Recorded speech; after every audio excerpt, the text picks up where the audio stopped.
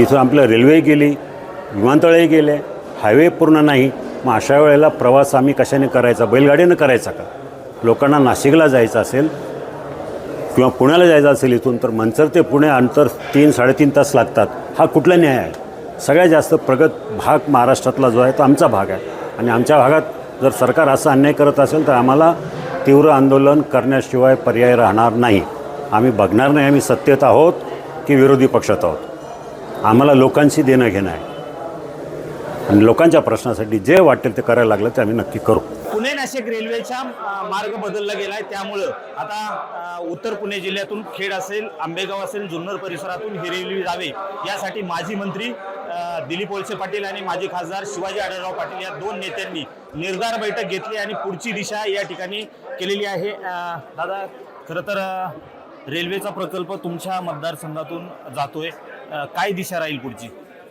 आताच आपल्याशी चर्चा केल्याप्रमाणे सर्वप्रथम सनदशीर मार्गाने आदरणीय वळसे पाटील असेल, मी असेल, आणि काही प्रमुख कार्यकर्ते, राज्याचे मुख्यमंत्री आणि दोन्ही उपमुख्यमंत्री यांची गाठ घेऊन ह्या प्रकल्पाचं महत्त्व काय आहे आणि मुळात हा प्रकल्प कसा चालू झाला, कुठल्या मार्गानं, त्या मार्गावरच परत व्हावा, GMRTचा प्रश्न आहे त्याची अडचण कशी कमी करता येईल याचे पर्याय आम्ही त्यांना सांगणार आहोत.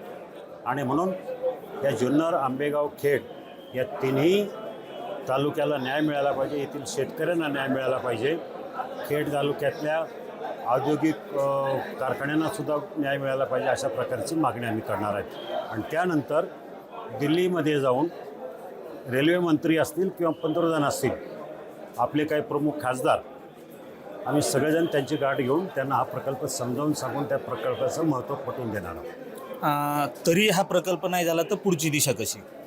अर्थात प्रकल्प नाही झाला तर मग शेवटचा मार्ग आमच्या पुढे उरलाय तो आंदोलन, आणि ते आंदोलन तीव्र असणार. साहेब, खरं तर हा प्रकल्प होत असताना जमिनीचं संपादन केलं गेलं, त्याचे पैसेही शेतकऱ्यांना दिले गेले, ह्या जमिनी शासनाने ताब्यातही घेतल्या, मात्र हा प्रकल्प अचानक या ठिकाणाहून जातो.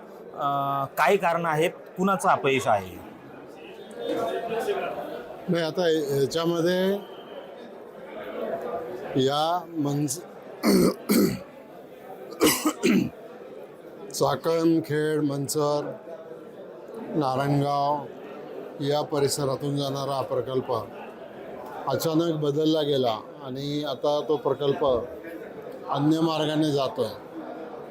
मला असं वाटतं की आता याच्या यश अपयश याची चर्चा करण्यापेक्षा हा प्रकल्प या भागातून झाला पाहिजे, याच्यासाठीच या भागातल्या जनतेची इच्छा आहे आणि हा प्रश्न आम्ही लावून धरणार आहोत. साहेब, शासनाचे 800 ते 900 कोटी रुपये जमीन भूसंपादनांना घालवण्यात आलेत.